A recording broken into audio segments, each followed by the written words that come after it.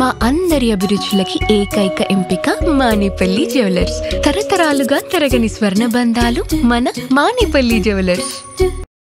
రాష్ట్ర రాజకీయాల్ని కుదిపేస్తున్న జూబ్లీహిల్స్ ఉప ఎన్నిక అధికార కాంగ్రెస్ పార్టీకి అనూహ్యమైన షాక్ ఇచ్చేలా కనిపిస్తోంది.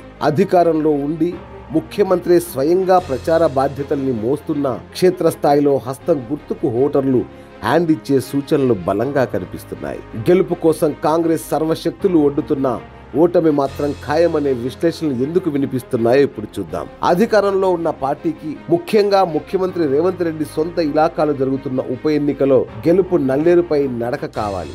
కానీ జూబ్లీహిల్స్ లో పరిస్థితి తలకిందులుగా ఉంది. బీఆర్ఎస్ అభ్యర్థి మాగంటి సునీత ధీమాగా ప్రచారం చేస్తుంటే కాంగ్రెస్ అభ్యర్థి నవీన్ యాదవ్ గెలుపు కోసం అపసోపాలు పడాల్సి వస్తోంది. కాంగ్రెస్ పార్టీ ఈ ప్రతిష్టాత్మక పోరులో ఎందుకు ఓడిపోనుందో విశ్లేషిస్తే 5 కీలక కారణాలు కనిపిస్తాయి. మొదటి కారణం గ్యారంటీల వైఫల్యం, బాకీ కార్డు దెబ్బ. కాంగ్రెస్ పార్టీని అధికారంలోకి తెచ్చిన 6 గ్యారంటీలు ఇప్పుడు అదే పార్టీకి శాపంగా మారాయి. 2 ఏళ్లు కావస్తున్నా కీలక హామీలు అమలుకు నోచుకోలేదన్న తీవ్ర అసంతృప్తి ప్రజల్లో, ముఖ్యంగా మహిళలు, నిరుద్యోగుల్లో ఉంది. మహాలక్ష్మి కింద ప్రతి నెల 2500 ఇస్తామన్న హామీ, తులం బంగారం ఏమైందని మహిళలు నిలదీస్తున్నారు. 4000 నిరుద్యోగ భృతి, జాబ్ క్యాలెండర్ హామీలు నెరవేరకపోవడంతో యువత తీవ్ర ఆగ్రహంతో ఉంది.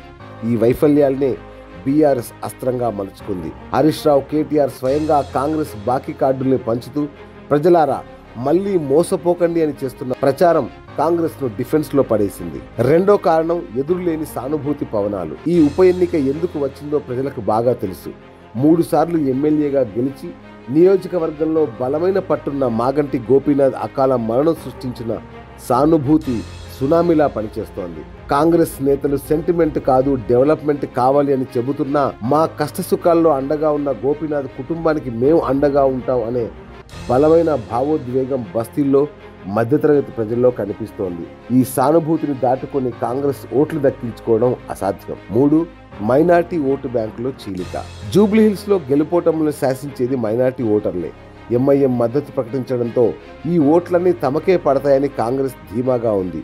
కానీ ఇక్కడే అసలైన ట్విస్ట్ ఉంది. బీఆర్ఎస్ 10 ఏళ్ల పాలనలో మైనార్టీలకు అందిన షాదీ ముబారక్, ఇతర సంక్షేమ పథకాలను వారు మర్చిపోలేదు. కేటీఆర్, హరీష్ రావు మైనార్టీ నేతలు రహమత్ నగర్, బోరబండ వంటి ప్రాంతాల్లో విస్తృతంగా ప్రచారం చేస్తూ కేసీఆర్ మీకోసం ఏం చేశారో గుర్తు చేసుకోండి అని బలంగా విజ్ఞప్తి చేస్తున్నారు.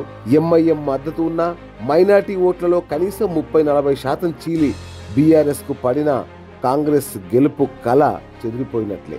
4వ కారణం బీఆర్ఎస్ ముప్పేట దాడి, అభ్యర్థి బలహీనత. ఈ ఎన్నికను బీఆర్ఎస్ ఒక ధర్మయుద్ధంగా తీసుకుంది.